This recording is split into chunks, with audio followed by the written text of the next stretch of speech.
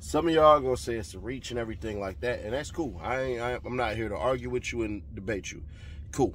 I just want you to listen, look, and learn. All right? If we can agree to that, we can continue. If not, get out of my room. So, there was this clip that just passed, and this is where they said it's real bad for Young Thug.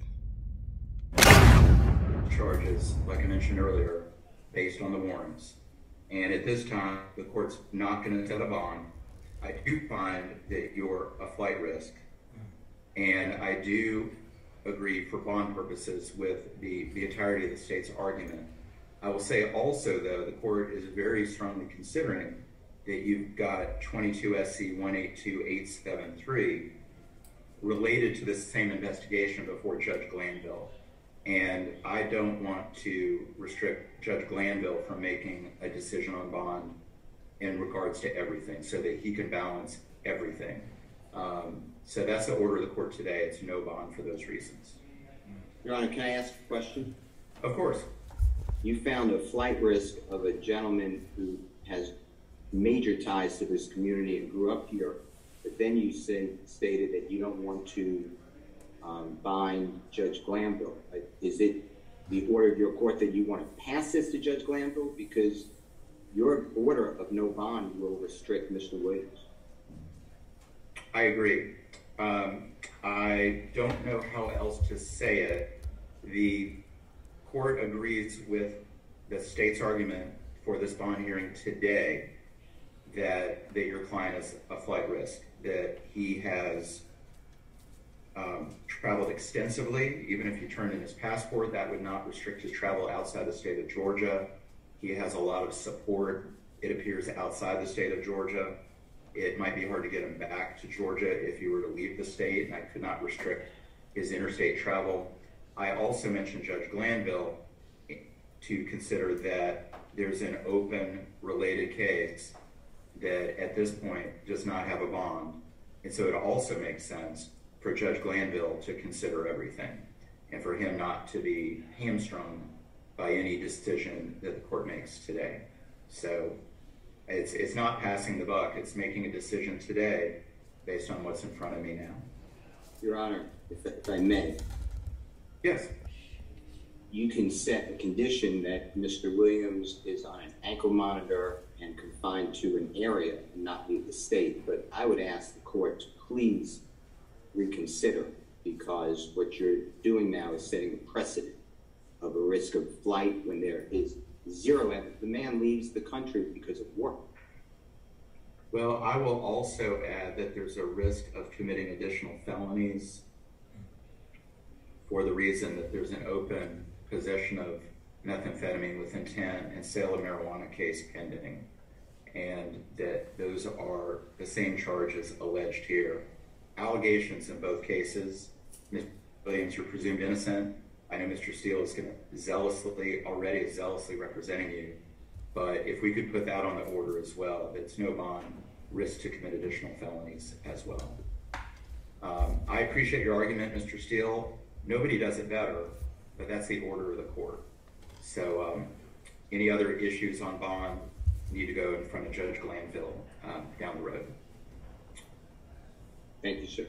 Thank you. Very nice. I disagree wholeheartedly.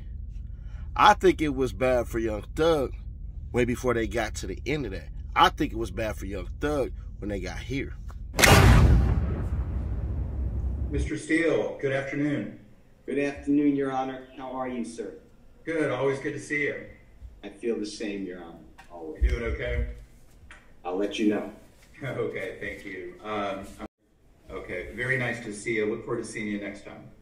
Thank you, sir. Okay, thank you. Bye-bye. Okay, Mr. Williams, good luck with it.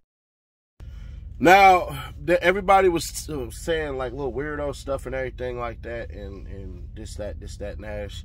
What are you talking about? How do you know that the other judge is in favor? Because I seen the other judge actually basically tell the lawyer, hey, if you got the right stuff, I'll let him out. Nah, she didn't say that, Nash. Did she directly say that? No, but y'all listen to this and give me your interpretation. That they file the right motion, a hearing will be held. And under the law, this is not an actual conflict of interest. It is a potential conflict of interest which can be waived. And I believe that will happen. All right, thank you. Attorney Steele, I certainly understand, and if I were sitting solely as a magistrate, I believe you would be correct with the stating of the law itself.